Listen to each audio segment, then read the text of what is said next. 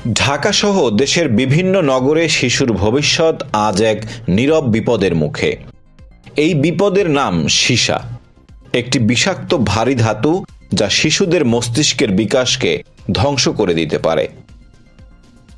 বাংলাদেশে সীসা দূষণ প্রতিরোধ, অগ্রগতি ও চ্যালেঞ্জ, এই শিরোনামে আইসিডিডিআরবির এক প্রতিবেদনে ঢাকা সহ দেশের বহু এলাকায় শিশুদের রক্তে বিপজ্জনক মাত্রায় সীসা পাওয়ার দাবি করা হয়েছে।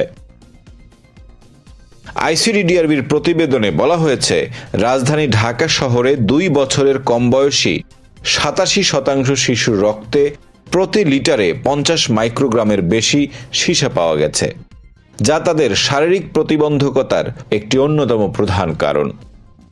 স্ট্যানফোর্ড ইউনিভার্সিটির মেডিসিন বিভাগের অধ্যাপক এবং আইসিডিডিআরবির সাবেক পরিচালক স্টিভ লুবি জানালেন, সীসা শিশুদের বুদ্ধিমত্তা কমিয়ে দেয়, শেখার ক্ষমতা হ্রাস করে, এমনকি মায়ের গর্ভেও প্রবেশ করে ভ্রূণের ক্ষতি করতে পারে।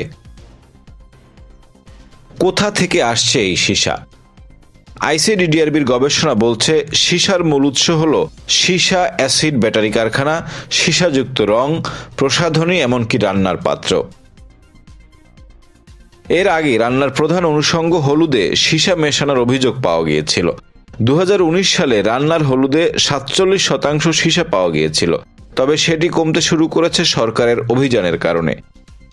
2021 সালেই হলুদে সীসার পরিমাণ শূন্যের কাছাকাছি নেমে আসে।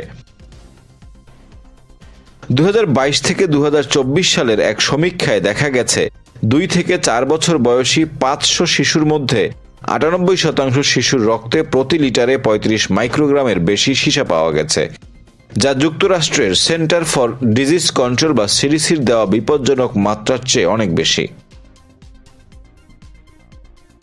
গবেষণায় বলা হয়, যেসব শিশু সীসা নির্ভর শিল্প স্থাপনার 1 কিলোমিটারের মধ্যে বসবাস করে, 5 কিলোমিটারের বাইরে থাকা শিশুদের তুলনায় তাদের রক্তে সীসার মাত্রা 43% বেশি।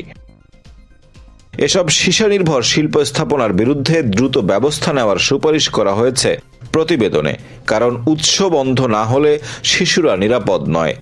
নীরব এই বিষক্রিয়া থেকে শিশুদের বাঁচাতে এখনই সময়, এখনই প্রয়োজন কঠোর নীতি, দ্রুত ব্যবস্থা এবং জনসচেতনতা। আপনি কি জানতেন আপনার শিশুর খেলনা, খাবার বা বাসার পাত্রেও সীসা থাকতে পারে?